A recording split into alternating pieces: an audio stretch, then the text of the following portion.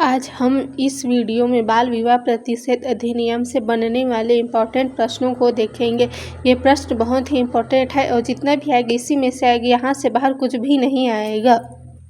फिर स्टार्ट करते हैं। पहला क्वेश्चन, जिला न्यायालय के अंतर्गत आते हैं कुटुंब न्यायालय, मूल अधिकारित वाला प्रधान, सिविल न्यायालय, उपयुक्त ए एवं बी दोनों इसका राइट आंसर है। दुष्कर्म के लिए फांसी की सजा का प्रावधान करने वाला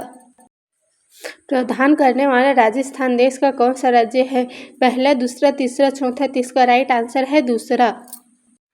अब आगे देखते हैं। 18 वर्ष से उम्र आयु का वयस्क पुरुष बाल विवाह की संविदा करता है तो उसे दंडित किया जाएगा कठोर कारावास से, जिसकी अवधि 2 वर्ष तक की हो सकेगी, जुर्माना से जो 1 लाख रुपए तक हो सकेगी। तो इसका आंसर ए एवं बी दोनों है। अब देखते हैं, इस अधिनियम के अधीन कारित अपराध है संज्ञेय एवं जमानती एवं असंज्ञेय तथा अजमानतीय है। धारा 4 के अंतर्गत जिला न्यायालय किसे आदेश देता है कि वह भरण पोषण का भुगतान कर विवाह के पुरुष संविदाकारी पक्ष का अवयस्क हो तो उसके माता पिता को या संरक्षक को, उपयुक्त एवं बी दोनों को। चौथा, जो संविदाकारी पक्षकार बाल विवाह को शून्य करणीय घोषित करता है। इसका आंसर उपयुक्त ए एवं बी दोनों है। विवाह के पुरुष संविदाकारी पक्षकार अवयस्क है तो उसके माता पिता को, संरक्षक को। ये बहुत ही इम्पोर्टेंट प्रश्न है। न्यायालय बाल विवाह के बारे में संज्ञान ले सकता है विश्वसनीय संख्या के आधार पर, विश्वसनीय सूचना के आधार पर, स्वप्रेरणा से, उपयुक्त सभी आधार पर, विश्वसनीय संख्या के आधार पर, विश्वसनीय सूचना के आधार पर व स्वप्रेरणा से भी। यह स्वप्रेरणा अगर उसको लगता है कि कहीं पे बाल विवाह है तो वहाँ उसके लिए एक्शन ले सकता है। बाल विवाह का अनुष्ठान करने के लिए दुष्प्रेरक दंडित किया जा सके कठोर कारावास से, जुर्माने से। ए एवं बी दोनों इसका राइट आंसर है, यानी कि उसको कठोर कारावास भी दिया जा सकता है तथा जुर्माना, कठोर कारावास 2 वर्ष का होगा और जुर्माना अधिकतम 1 लाख तक का हो सकता है। जिला न्यायालय अकृत्यता की अज्ञापित पारित के साथ निम्नलिखित में और क्या आदेश को पारित कर सकता है? मूल्यवान वस्तुएं वापस करना, जेवरात वापस करना, उपहार के बदले धन वापस करने का, धन वापस करना। उपयुक्त सभी, यानी मूल्यवान वस्तुएं वापस करने का, जेवरात भी वापस करने का, उपहार के बदले धन वापस करने का, धन वापस करने का। मतलब जैसे कि शादी होता है तो दहेज वहेज नहीं दे तो सारी चीज़ें वापस करनी पड़ सकती है। जो कोई धारा 13 के उपखंड क अधीन जारी आदेश की अवज्ञा करता है तो वह दंडित किया जाएगा कारावास से, जो 2 वर्ष की हो सकेगी, जुर्माना जो 1 लाख रुपये तक का हो सकेगा। ए एवं बी दोनों इसका राइट आंसर है, यानी कारावास हो सकते जो अधिकतम 2 वर्ष तक का होगा, जुर्माना हो सकता है जो अधिकतम 1 लाख रुपये तक का हो सकता है। निम्नलिखित में से कौन बाल विवाह को शून्यकरण घोषित करता है? बालक वधू एवं बी दोनों जो विवाह के समय बालक थे वो देने क्या कर सकते हैं? अपने विवाह को शून्यकरण कर सकते हैं। बाल विवाह के लिए दंडित किया जाएगा पुरुष वयस्क को, महिला वयस्क को।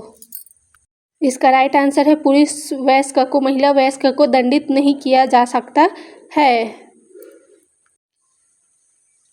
बाल विवाह के लिए महिला संविदाकारी पक्ष को भरण पोषण देने का प्रावधान किस धारा में है? धारा 4 में। धारा 4 के अंतर्गत महिला विवाह के महिला संविदाकारी, यानी जिस भी लड़की का शादी हो रहा है बाल विवाह में, उसे भरण पोषण करने का अधिकार किस धारा में दिया गया है? धारा 4 में।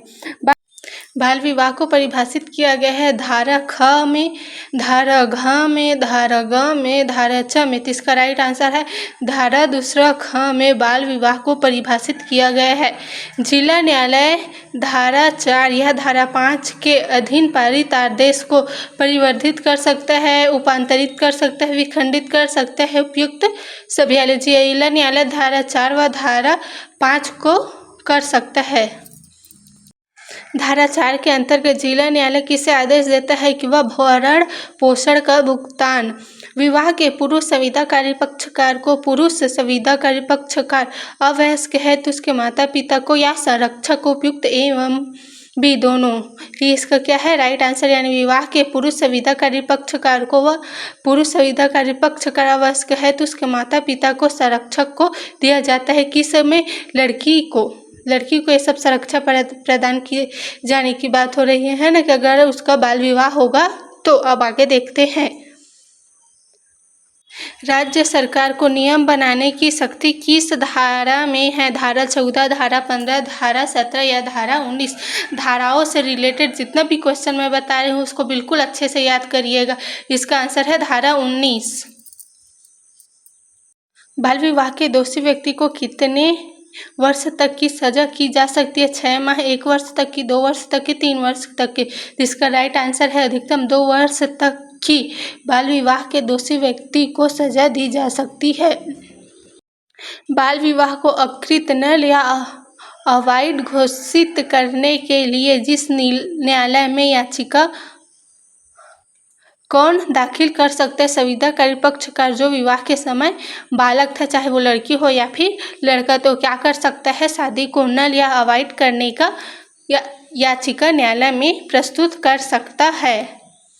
बाल विवाह को अकृत घोषित करने के लिए याचिका कौन दाखिल करेगा? जब संविदाकारी पक्षकार अवयस्क हो तो संरक्षक बाल विवाह प्रतिषेध अधिकारी नियमित उपयुक्त में से कोई भी क्या कर सकता है? दाखिल कर सकता है। अब आगे देखते हैं। बाल विवाह निषेध अधिनियम कब लागू हुआ है? तो बाल विवाह निषेध अधिनियम 2007 में लागू हुआ है। भारतीय दंड संहिता कानून कब लाया गया था? 1960 में भारतीय दंड संहिता कानून लाया गया था। सबसे पहले किशोर न्याय अधिनियम अस्तित्व में आया है 1986 में। घरेलू हिंसा से महिलाओं का संरक्षण अधिनियम पारित किया गया है 2005 में। बाल विवाह निषेध अधिनियम 2006 को निम्न में से क्या कहा जाता है? शारदा एक्ट कहा जाता है। घरेलू हिंसा से महिलाओं का संरक्षण अधिनियम कब से लागू हुआ? 26 अक्टूबर 2006 से। Which act. अगर आप चाहते हैं कि ऐसी वीडियो मेरे चैनल में आते रहे तो प्लीज़ मेरे चैनल को लाइक, शेयर एंड सब्सक्राइब करें। अगर आप इस MCQ पार्ट का पार्ट 2 देखना चाहते हैं तो कमेंट सेक्शन में कमेंट करें, मैं ज़रूर लेके आऊँगी। ये MCQ बहुत ही इम्पोर्टेंट है, मैं जल्द ही इसका दूसरा पार्ट भी लेके आऊँगी अगर आप कमेंट करेंगे तो। धन्यवाद। मेरे चैनल को लाइक, शेयर एंड सब्सक्राइब करें।